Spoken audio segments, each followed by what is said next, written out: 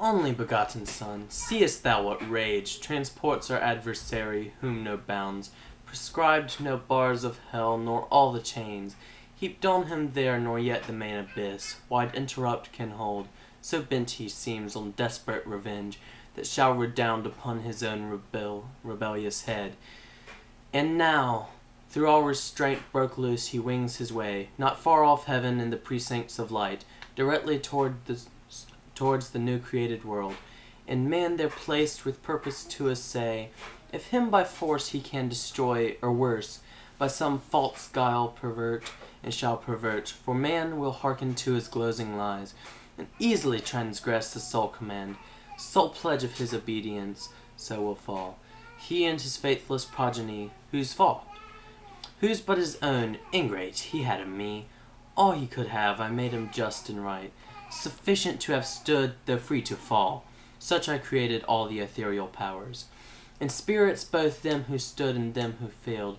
Freely they stood who stood, and fell who fell.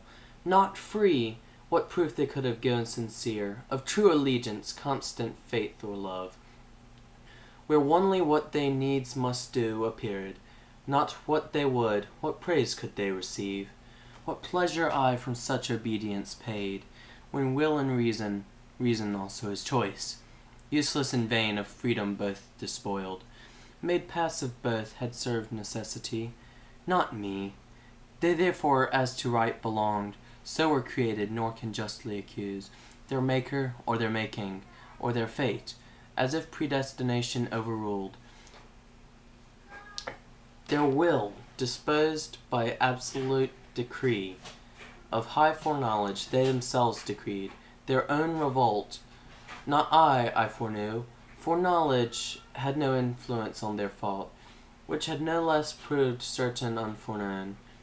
So without least impulse or shadow of fate, or aught by me immutably foreseen, they trespass, authors to themselves and all, both what they judge and what they choose. For so I formed them free, and free they must remain, till they enthrall themselves, I else must change.